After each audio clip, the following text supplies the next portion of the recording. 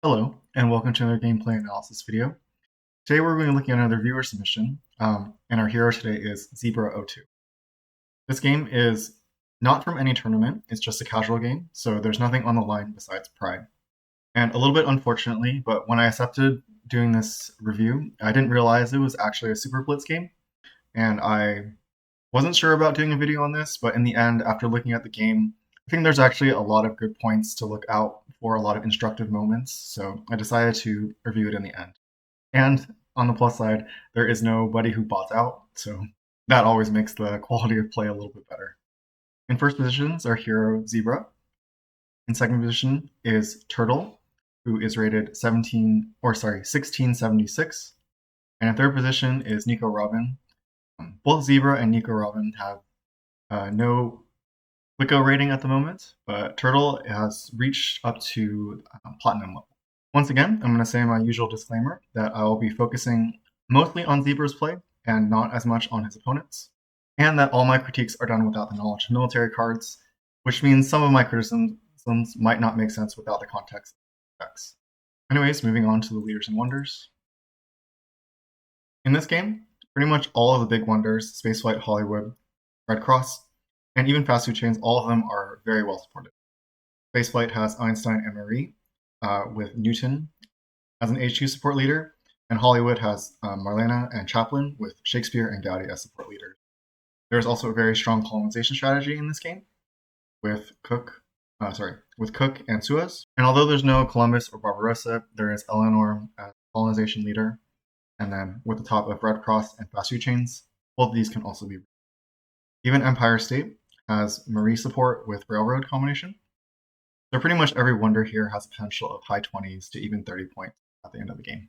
And then one more thing I want to note in the beginning is because it's a 3-player game and there are more military actions, Colosseum is a little bit worse of a wonder, and Acropolis tends to be a little bit better. And likewise, because it's a 3-player game, there's more military actions, so Gandhi is not as easy to hide behind if you build up a culture lead with Shakespeare or Cook's something. Anyways, moving on to the first turn. You can see here that Zebra takes Pyramids. I think this is the best first pick overall. Don't want to leave a leader and wonder for your opponents, so just taking the wonder out and removing that option seems best. Turtle takes Boudica and Stockpile. I think that while this mostly makes sense generally, Boudica is a very awkward pick with Sun Tzu in the game. And since there's a pretty strong colonization strategy, it is possible that somebody wants to go Sun Tzu and then immediately cancel out the Boudica. In general, I would probably still take Colosseum here, even though I said it's a little bit worse in a 3-player game. I just think that Hanging Gardens is also somewhat of a militaristic wonder. If you saw my last game in the International Championship, I think Hanging Gardens was a great pickup there. But that's because I expected a military-heavy H1. In this game, just Sun Tzu doesn't really combo with like Jishka because he's not available, and there's just not that many military leaders in general. So I'm not expecting the same. And then I probably wouldn't pick Engineering Genius here just because of action deck. Nicorobin, her turn, takes Engineering Genius and Patriotism. Patriotism, definitely an interesting choice. My personal pick would be Aristotle over Patriotism, but this leaves open some different strategies in mind, which Nicorobin definitely does. She has the colonization strategy, I'm just to spoil it, and I think if you have the colonization strategy in mind, you should just take Sun Tzu right away, actually. So, on turn 2, Zebra builds a mine, takes Hippocrates and Alex. I don't really think that Hippocrates is that much better than Aristotle. To justify an extra CA, I'd probably just take Aristotle here, and it works pretty. And he works pretty well already. So it would just be a little bit more civil action efficient for that fair wonder. Total Lex Boudica built a mine, increased population, and then play stockpile, skipping out on Colosseum. I think it'd be pretty reasonable to just grab Acropolis for 2 civil actions, not increasing pop, not playing stockpile, just as a place to put those extra resources. And then Colosseum, it's not a bad wonder to take, but I just think Acropolis would be a lot better. Anyways, Nicorobin takes Acropolis, takes Sun Tzu, and Alex, skipping out on the other standard actions, but just guaranteeing that she gets a wonder. And then on Zebra's turn, Zebra increases population, builds a lab, and then takes Masonry over Iron. And this is something that I would never do, but there's a very specific gameplay in mind that Zebra has, and we'll see it to come into fruition over the next. Turdle has Boudica behind Sun Tzu, so it's a very sketchy Boudica pick. Turdle takes Iron, has to build a warrior, increase population, and takes Patriot. Nicorobin seats, puts their own markets, increase population, builds a lab, increase population again, takes patriotism, and then builds another warrior, and it really messes with Turdle here. And then as last level action, just use Engineering Genius to build Acropolis, just really covering up that CA debt that she took last turn. Anyways,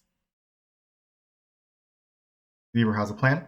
He takes Michelangelo, takes Swordsman, increase population, builds a stack on pyramids, and with Michelangelo Masonry, you can definitely expect a lot of wonder building. Turdle, increase population, builds a lab, takes Code of Laws, takes Knights.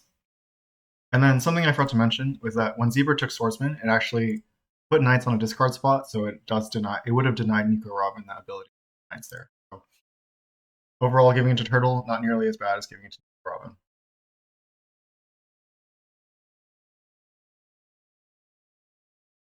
Nico seats, flips development politics, takes Eleanor, finishes Acropolis, takes Theocracy, and develops Theocracy here. So getting a little bit of science discount. And you can see with this pick of Eleanor, Nico is really going for the colonization idea. I do think in that regard, it makes a little bit more sense to pick up irrigation as opposed to developing Theocracy right away, but it's not a big difference. Zebra seeds, flips development agriculture, develops masonry, finishes pyramids, increased population, engineering genius, and elects Michelangelo. Takes irrigation. Irrigation is fine pickup. I think generally people who are on pyramids generally need bread and circus, but something to think about is that there's St. Peter's Basilica and Forbidden City in the game, so happiness solution is not completely as necessary in this set. And then Zebra passes, so I'm assuming that both of these are defense cards. It is pretty ambitious to say 4 full strength behind them, but we probably need to draw for tactics. Turtle seats, let's do them to crafts, develops iron, increased population, and then upgrades twice. So a lot of strong resource production going. And then Boudica has been absolutely terrible because military bonus is triggered every single turn. It's also not even necessarily reasonable to go for knights, just because we would have been in very deep corruption. So Turdle not picking a wonder, picking Boudica, it just has a really rough start. Oh, and then it builds one more warrior and reveals. So Legion is a good pickup for Zebra, actually, who has Swordsman. So it's really interesting that Turdle would reveal Legion here, but finally wants to try to trigger the normal Boudica bonus because I'm sure she's really tired of getting the military one.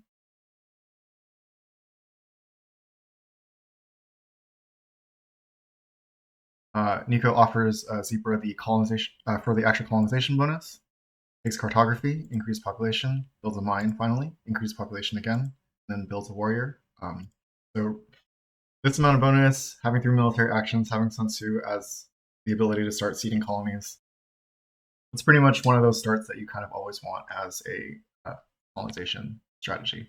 One thing that notes, or that this cartography pickup notes though, is that because the colonization strategy is very likely that it might signal that there's not a lot of strength events here, but mostly colonies instead seeded. Anyway, Zebra's turn. Seeds, flips, development of planning. Takes Forbidden City, builds 2 steps with Masonry, uses Engineering Genius, and finishes Forbidden City, and takes Reserve. So, I sort of think this turn is pretty unreasonable. I think that would be pretty reasonable. I think it's much more prudent to develop the Swordsman with the science we have, build 2 Swordsmen, and then hope to copy Turdle's Legion next turn. That way we can be military action efficient in age 2, or sorry, in age 1 before coming to age 2, just because next turn is very likely the last age 1 turn that Zebra gets.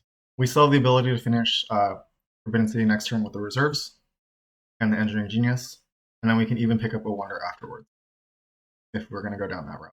But Zebra has no fear, and this can be very good if unpunished, but if there's military pressure, it can be very difficult. Oh, and then Zebra builds one more warrior. Still 4 strength behind, maybe 2 defense cards. Turdle uses Civil Life, I believe, for an extra population. Upgrades a mine. Builds another warrior with Boudica bonus.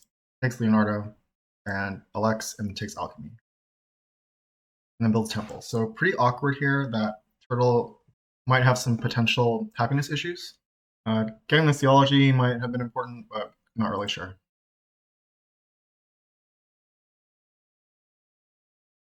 Nico doesn't seed, takes Swordsman, takes Irrigation, increases population, builds another warrior, takes Frugality, and reveals Fighting Man. So 10 strength, pretty threatening for Zebra. Zebra really only has the ability to get up to 6, and then would have to commit a lot of military action in order to get strong enough consistently throughout H2. Zebra seeds, goes wealthy territory. Nico's the one who wins this, so it does lower the strength quite a bit.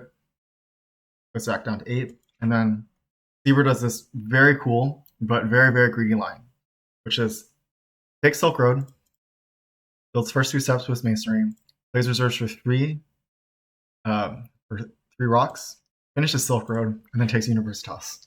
I think anyone can see that this is extremely cool, but it's obvious to anybody else it's also extremely greedy. So I think there are 2 much more reasonable turns, which is we have 6 civil actions available, so we spend 1 of them taking Silk Road. And we definitely want Silk Road over Universitas because we have a lot of civil actions, we have Masonry, but we don't have a lot of resource production. So Silk Road is definitely the correct wonder, I think. And after taking Silk Road, we would have 5 resources remaining, 5 resources in hand with 2 from the reserves. We can just take the Silk Road, play the reserves out, develop Swordsman, and build 2 Swordsmen. That would bring us to 8 strength overall, and then we'll have the intent of copying Sun Tzu's tactic in H2. And that would have been only 3 civil actions, so our remaining 3 civil actions could be take Rich Land, take Breakthrough.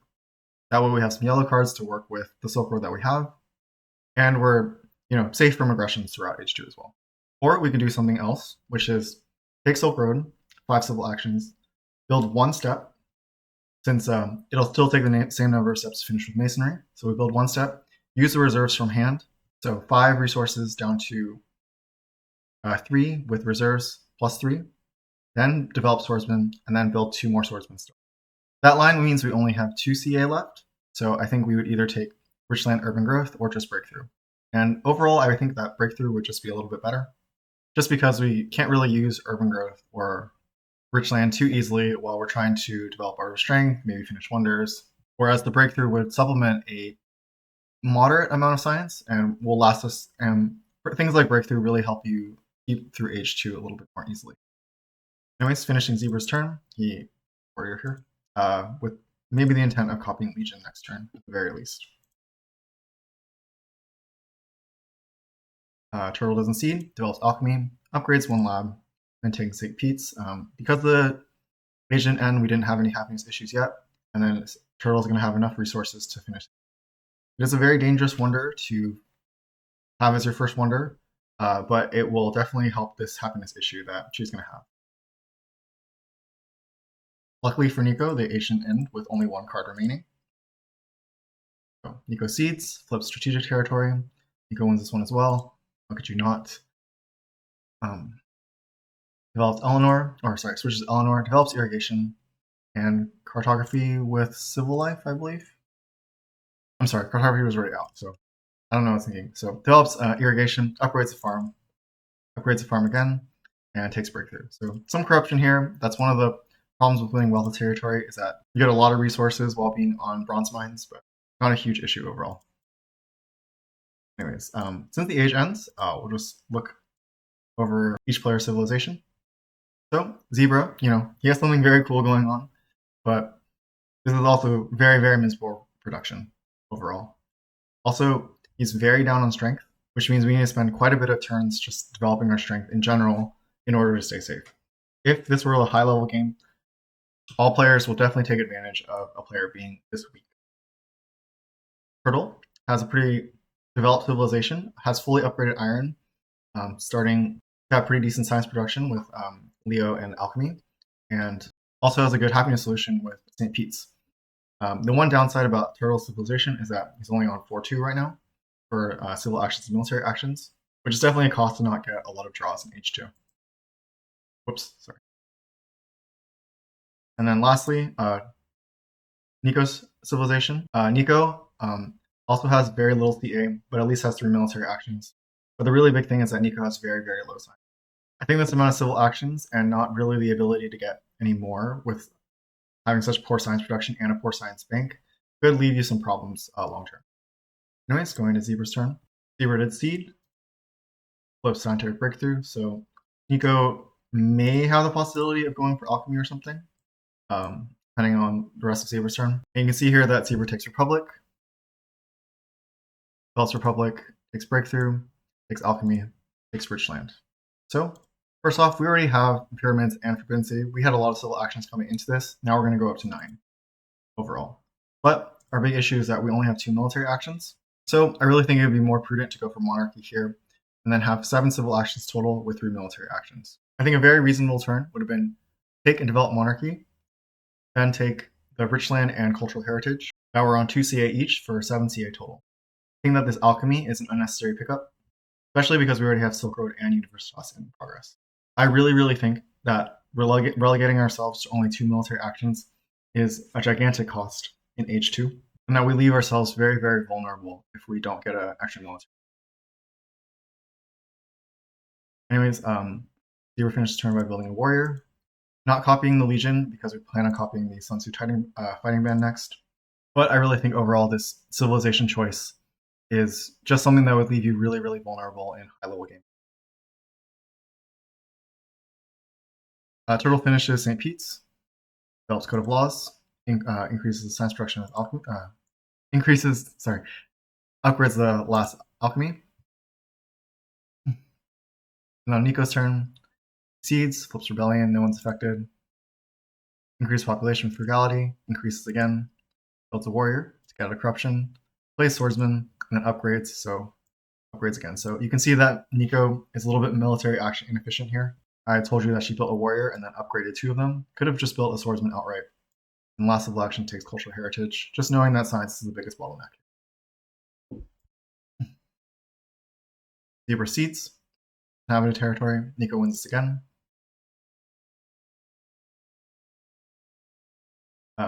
Zebra takes Napoleon, takes iron, develops iron, increases without using rich land, and takes engineering genius and strategy. I think that this Napoleon pickup is just needed, so I'm glad that Zebra went for him. However, I think that going for this engineering genius, even though it provides some ability to finish Universitas here, I think it's a little greedy. I also think that taking the strategy is also necessary, so if we spend 4 civil actions of our 9 taking Napoleon and strategy, one of them definitely needs to be this cavalry. We haven't drawn anything in H2 yet, so we need to be open to tactics, and if we don't have access to any cavalry tactic, we get locked out of a lot of them. So I think that in place of this engineering genius pickup here, we take cavalrymen and then finish one more upgrade with the iron. Anyways. Oh, and then we copy the fighting band, bringing us up to 10 strength. Turdle takes breakthrough for 2 CA, takes cannons, takes opera, and adopts the fighting band as well. Just be a little bit more defensible, and then takes corruption here. Nico takes Suez, definitely part of the plan. Takes journalism, increases population, and that's it.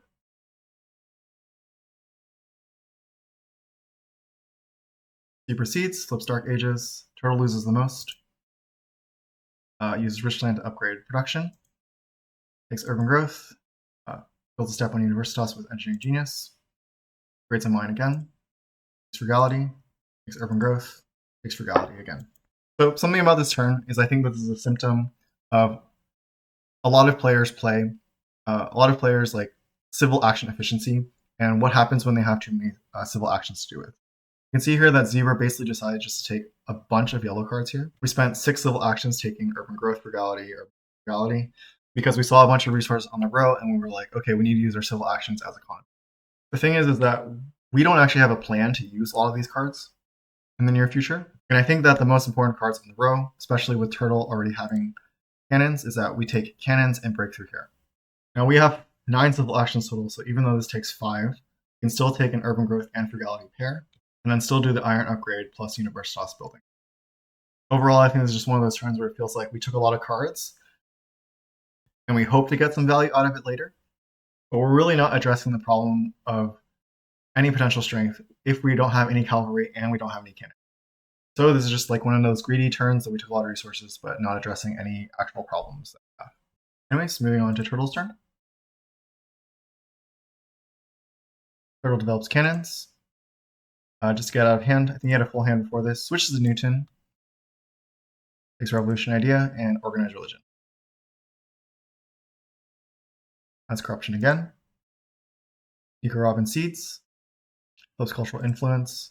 Can't quite finish Suez this turn, so builds 2 steps on it. Takes Breakthrough and Cannons, really understanding that science is the biggest bottleneck. Zebra Seeds. Flips Uncertain Borders. Not part of it. Finishing Universitas. Takes Ocean Liner. Really good pickup here.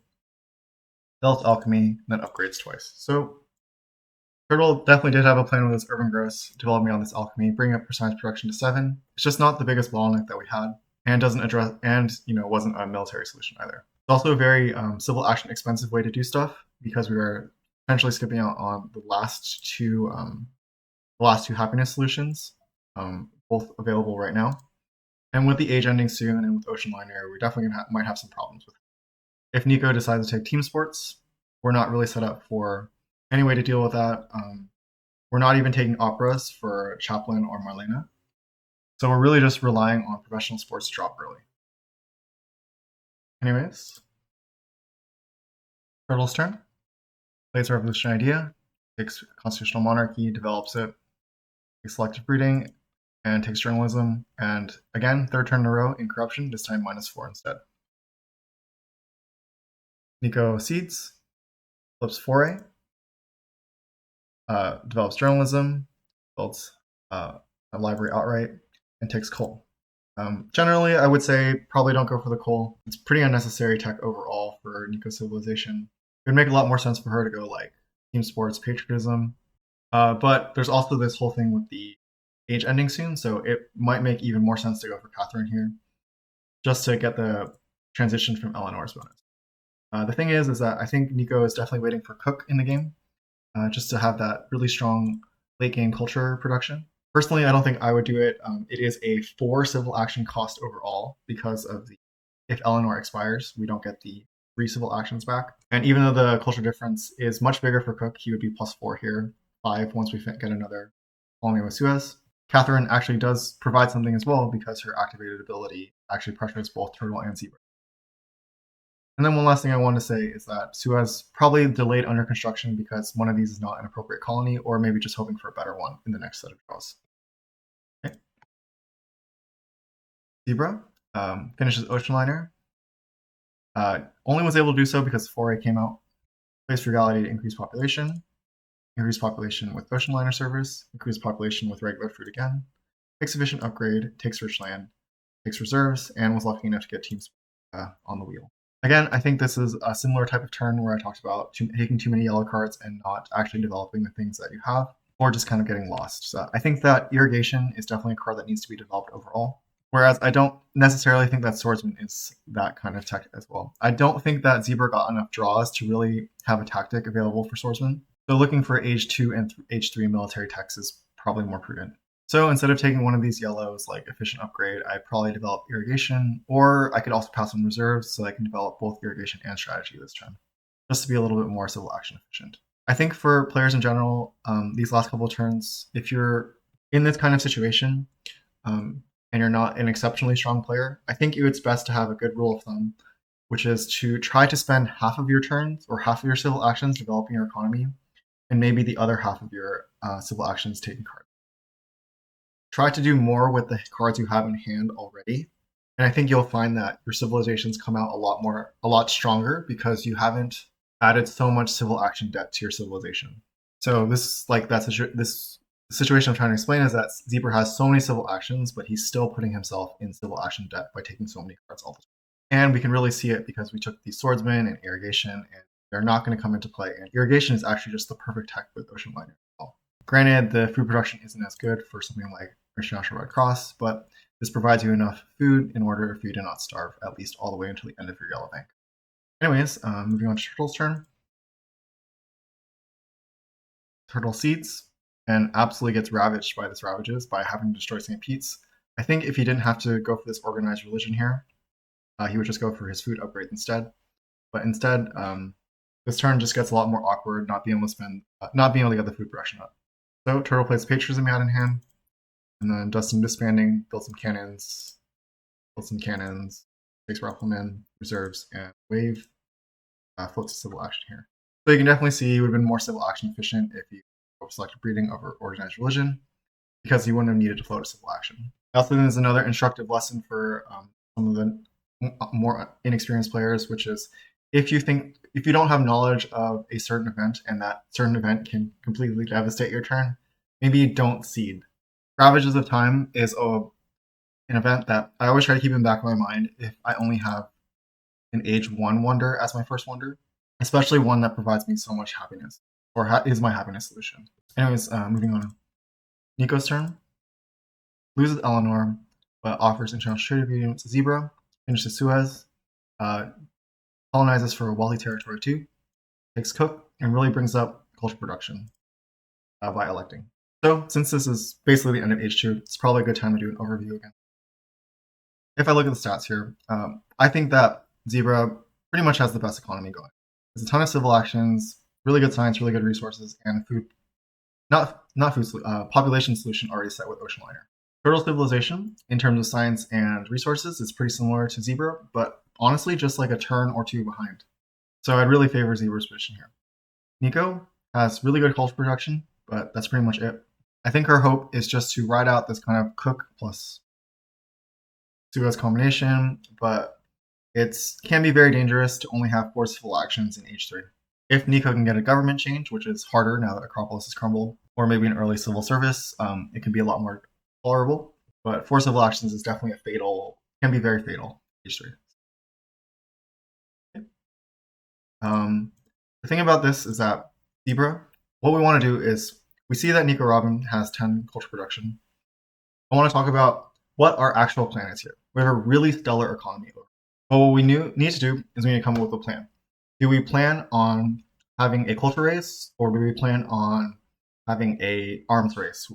Or do we even do something in the middle that's kind of pressures Nico because she doesn't have a lot of science, because it'll be really difficult for Nico to get more military techs out with only this 4 and 12 plus 4 science production, and maybe force our opponent's turns to be more awkward because of that.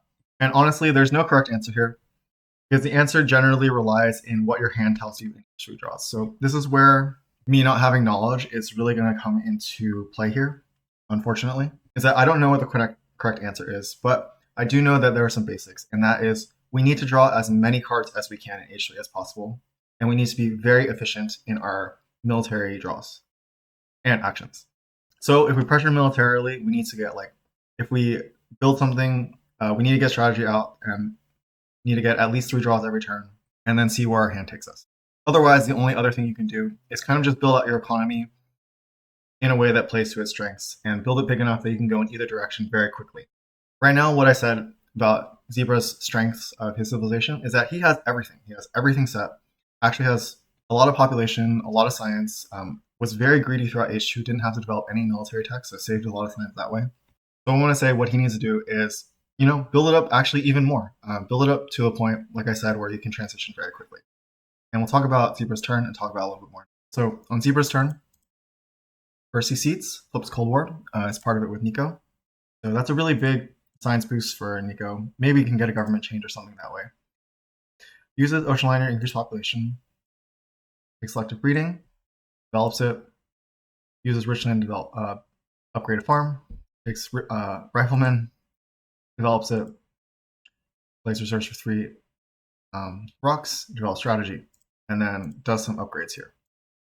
So already we're not drawing 3 cards here, which is contrary to what I said. We need to draw 3 cards every turn in H3. Also, I think our choice of civil actions doesn't really leave us extremely efficient here. I think, okay, so we have 9 total, but 8 if we choose lose pyramids. So first off, I'm not even sure if pyramids is the correct choice to lose. That being said, it's really hard to destroy any of these other wonders. I think Silk Road is probably the most natural choice that I would choose. It's a one science loss. Yes, you lose the bonus, but I think it's very likely that extra civil actions are just very, very important in H3 overall. Especially if we want to pick up a wonder, we do need a lot of civil actions because we have so many wonders to begin with. But the thing is that this set of the set of wonders available, all of them are so good that we should leave ourselves open to being able to be able to pick them up. Also, we used a rich land to upgrade a farm here, but I really don't think it's necessary to do anything about our farms right now in general. I think we can take a little bit of food loss and then upgrade our resource production. Again, this is something that I talked about in Food and Gaudi's last game, which is that we're going to have a lot of population and not a lot of places to put it. If we had a rich land in hand, like I just said, we could actually build one. We can build an extra, or even two extra farms to have a fourth or fifth. Or sorry, not farm. We could build a fourth mine or even a fifth mine here to really boost our economy that way. We don't need to do something like oil to get our resource production up because we already have so much extra population lying around.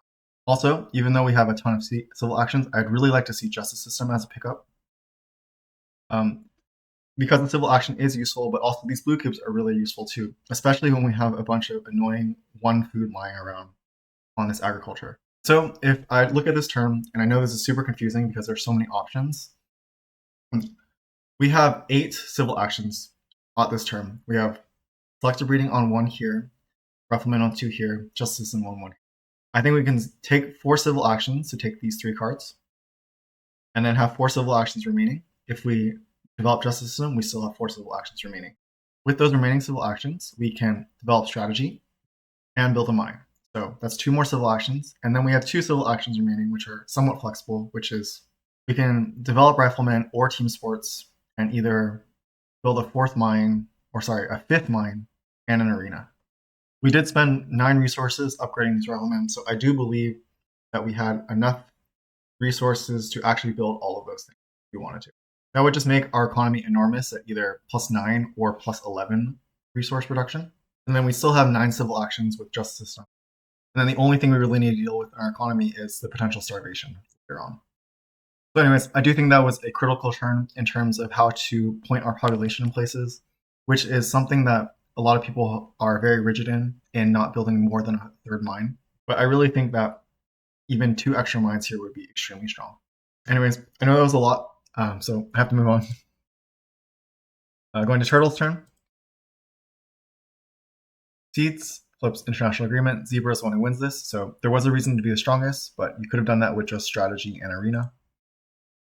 Develop selective breeding, upgrades a farm, plays reserves for food, increase population to deal with happiness potential, and then takes you to Harvard and efficient upgrade and builds a step on Harvard here. Nico takes democracy, had enough science because of the Cold War, increase population again, and again, and increase population again, and builds a swordsman to get a corruption. Definitely fixing the biggest weakness of not having a lot of civil actions immediately, but it kind of exposes a different weakness, which is not a lot of science banked up, and it's really, really hard to get military text. Zebra, I'm sorry I didn't pause quickly enough, but I do like these Einstein efficient upgrade and urban growth pickup that he does. There's only been 2 H3 cards drawn so far, so you kind of really have to go on the peaceful route in the moment and develop your economy. The great thing about Einstein is that he's a very flexible leader, so I like this pickup overall, and it's a great way to generate culture without having to spend too many resources. Now that we have a plan on how to win the game, which is Einstein plus science production, we have to think about how the win is actually going to materialize. Unfortunately, our economy isn't as big as I wanted it to be, but we can still do a lot of great things with Einstein and computers here. And I wanted to take a second to think about how a win with Einstein will actually come into fruition, because what he does is that he comes with a very specific plan of having to need a lot of civil actions in order to take cards, develop them, and if we combine them with the space plate that's in the game, we can obviously get a lot of points there. So we need to start prioritizing taking cheap technologies that are in the discard spot because we want the game to last longer. And because he's so civil action intensive like that, we need to be really, really efficient with our civil actions. So Zebra, his turn, he goes for the computers, elects Einstein, develops computers, upgrades twice, makes rockets, satellites, and military theory. So all of those actions really go well in line with what I said, except for taking military theory. I think the reason that Zebra does this is because Turdle is actually potentially dangerous with military theory. Right now, his strength potential or his war potential is much more limited without it. This is also especially because Zebra leaves Air Force available for Turdle. But I'm not sure how necessary it is for Zebra to be worried, just because Nico is a better war target over. Maybe taking oil is a little bit better than taking military theory as a replacement. Or instead of taking satellites and military theory, we definitely need the rockets. We could take democracy instead, especially because we have a ton of science here. And then one other thing that I want to note is that because we're going to deal with a little bit of potential corruption issues here, we end up upgrading. We end up building a rifleman in 2 steps instead of 1. What we could do here is that we could have built a 3rd lab outright instead. I don't think we're in a position that we really need more than 4 riflemen anyways, so I would have really liked a 2 computers plus alchemy here instead, and I think we had enough to do that. That also has the added benefit of having us being at plus 18 science, so 18 plus 4 leaves us 22, which leaves us the ability to develop something like democracy plus team sports next turn, or even 3 technologies next turn, like rockets, satellites, or team sports. Right now, only at 20 science total, we can't get those 3 out because this is 21 total. Okay, Turdle's turn. He takes computers as well, also going for a little more science production. Increases with efficient upgrade, finishes Harvard, going up to plus 13 here, takes military buildup, and Air Force. So this is definitely a scary amount of resources for military potential, but Turdle also hasn't drawn that many H3 cards yet, since it's pretty early. But I think this is a pretty solid plan, considering the culture gap that is between Turdle and Nico, especially. Anyways, Nico's turn. Well, Seeds, flipped refugees, Zebra wins this one. Takes revolution idea, takes pro sports, takes engineering, builds a temple. And I think that's a little bit wrong to build a temple here and not just take this revolutionary idea. There's already floating civil action, so this would really, really help the potential bottlenecks that she has. At the end of this turn, though, with after production going up to 80, you can really start to see a quite big culture gap from Nico and the other. Okay. Zebra's turn goes for infiltrate on Turdle, which, it is 6 culture and it hurts Turdle a lot. But the problem with this is that we're only going to be able to draw 2 cards next turn unless we develop military theory. And like I said from the very beginning of H3 is that we really need to draw as many H3 cards as possible. We have a really big economy, so impacts are worth a lot in this. Especially a 3-player game where 1 seed is essentially, it can be up to like plus 17 points with impact of strength or impact of culture, or impact of technology can also be a really big one as well. So we really need to value those draws quite a bit. So for the actual turn, Zebra takes reserves for 2 CA, takes rough idea, develops satellites, takes multimedia, develops multimedia, builds 1 with urban growth, increased population, and takes endowment. A couple things here. We took revolutionary idea for 1 civil action. I think that engineering genius is probably a better pickup. I'm also not the biggest fan of this endowment pickup, but there's not really much else to do with this action. And then I'd also really prefer to get team sports out here as opposed to satellites. Granted, there may be potential colonies, but I see that team sports as a necessary tech to get out, especially with so much unhappiness going on, whereas satellites is more of a luxury that won't really pay off until the impact page. One other thing that I want to note is that International Red Cross is sort of a tempting wonder to take here. We have reserves plus 8 food from this next turn, so reserves can bring us up to 12. Turdle can't actually build on it, so we can get 4 steps of Red Cross, whereas Nico could get 1. But we actually took the reserves this turn, so we wouldn't actually have that available. And then with the fact that Red Cross cost 7 civil actions, and we only have 1 remaining, it's just a really, really steep cost to just not develop our civilization. So overall, I do like the multimedia. It's worth at least 9 or maybe even 12 culture in the end. I would just develop team sports instead with the expectation that I need to build the team sports relatively soon, relatively quickly, and then maybe leave myself more open to taking a wonder for more expensive later. Okay. Turdle's turn loses population by, I think, losing a warrior or losing an idle worker. Disbands a warrior, takes military theory, develops it, increases food production, takes away nationalism, disbands a warrior again, and rebuilds a cannon. So kind of really signaling fortifications here. And then with this last 2 civil actions, taking the revolution idea, Seems a little bit weird. Churchill probably seems a little bit better, but I don't know. On Nico's turn, Seeds flips Prosperity. So everybody just gets a little bit, I guess. Plays Rev Idea, increased population, develops team sport or pro sports, takes Gandhi, switches leaders, builds pro sports, builds a library. Yeah, has a good idea of what to do. Just try to hide behind Gandhi, use the cultural production that lead we already have. Zebra Seeds flips Iconoclasm. So something to note here is that I did say that Turdle has some possible war potential. There is even Churchill available for Turdle. So military buildup, 10 resources plus the 8 plus Churchill is 21 resources total overall. This means that with massive disbands, Turdle can get a double fortification plus Air Force plus 2 Air Force Army. So that would be a huge strength increase. That would be plus 20 in tactics, plus 13 in units, so plus 33 overall to 47 strength. It is something that you need to respect. Zebra, it doesn't have a good tactic, doesn't really have the highest number of resources, and doesn't really have the easiest ability to get into an H3 tactic. So I think that the turn that Turdle takes, or the turn that Zebra takes, is mostly fine, just to respect that potential war strength, which is first playing reserves for resources, developing rockets, building a rocket, developing team sports, building an arena, taking patriotism, taking reserves. Actually, a little bit left. Increase population and upgrades a warrior to a rifleman. I think there is still a little bit efficiency to be had here. We do want to take the patriotism and reserves, but I'm not actually 100% sure that we need to spend down the resources. I think a more reasonable turn would be to take civil service, develop it, develop team sports, build one, and then still take the yellow cards. So that should be enough CA because we spend 4 CA on civil service development, 2 more, so 6 total for the arena, and then spend 4 more, so 10 total, which we would have after the civil service for the 2 yellow cards.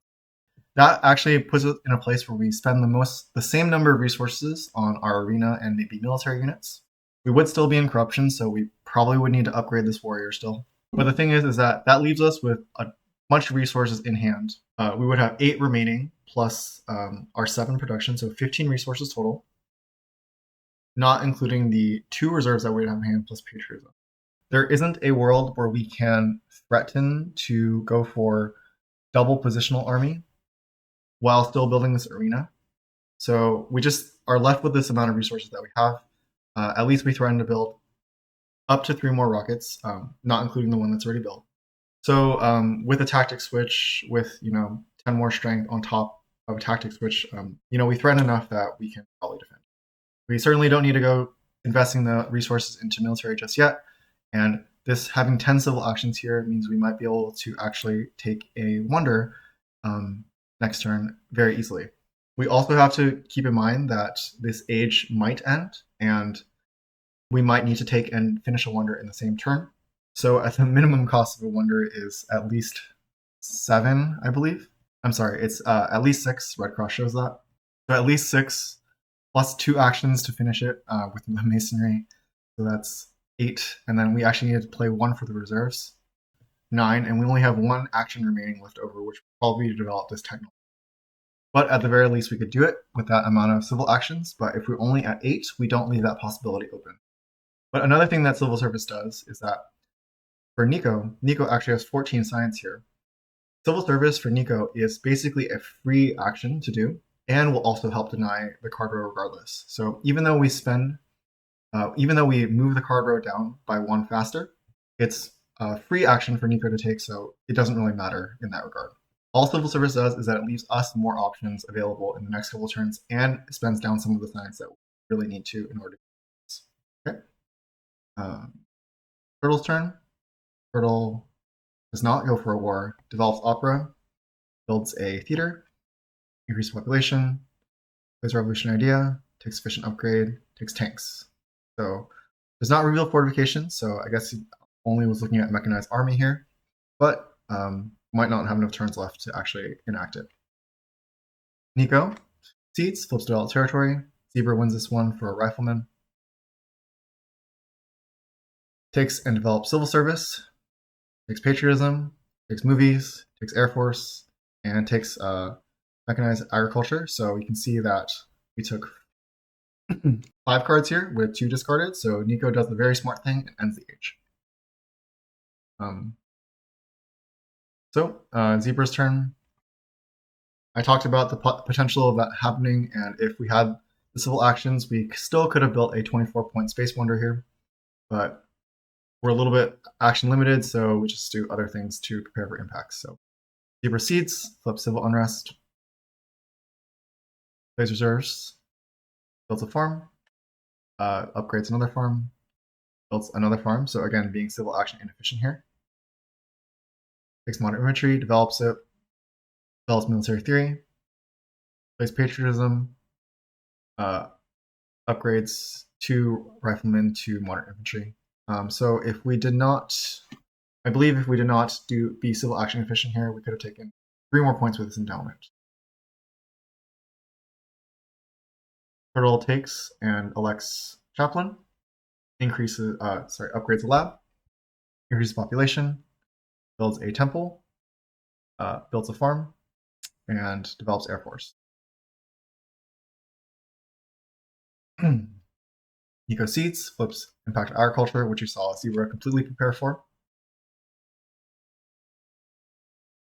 Nico takes spaceflight, develops engineering, finishes for 17 points, plays patriotism, builds swordsman, increased population, builds another swordsman, and takes tanks. So going to impact evaluation, there are some pretty big gaps here, but Zebra's civilization is built out more balanced, so we'll see what happens here. Impact of science, really good for Zebra. Impact colonies, extremely good for Nico. Impact architecture, better for Zebra. And last is impact of strength. Good for Zebra, but not enough. Still a very big gap overall. So it looks like a pretty big loss, but I actually think that this is pretty minor. One of the things that I want to talk about is that this was actually only a 17-round game. So this was very, very short because Nico ended the age by taking a lot of cards that last turn. I don't really think that there was a way to extend the age in Zebra's position, unless it requires absolute complete cooperation with Turdle, like not taking any cards or something, or not being a military threat. So that's just out of the question. That being said, I did talk about in length about how to prepare for an H3 victory even without a war potential. And I really did think that Zebra had the best position coming out of H2.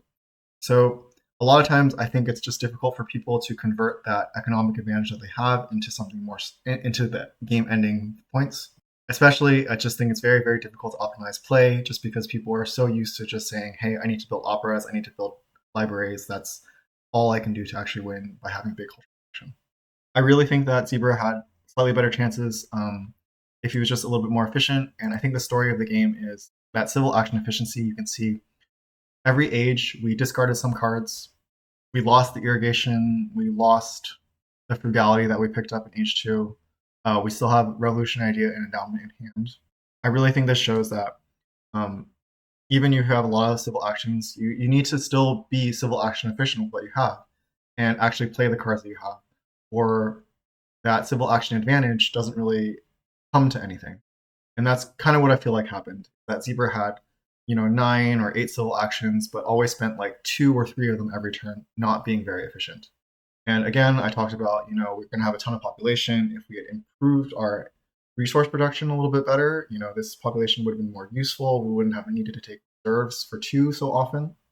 And that's just something that people need to put into their repertoire more, which is to, if you have the population lying around, to actually put it somewhere, because it's only useful to have Ocean Liner if the population is being. So, like I said, even though this was a Super Blitz game, I really thought there were plenty of lessons that people could learn from this game. And I'm very grateful to Zebra for sharing it with me and allowing me, again, once to post it online for everyone to see. For any viewer who would like to have their replay code analyzed, please comment below with a username, and I will try to get to you as soon as I can. I hope you all enjoyed this video, and I hope to see you in the next one.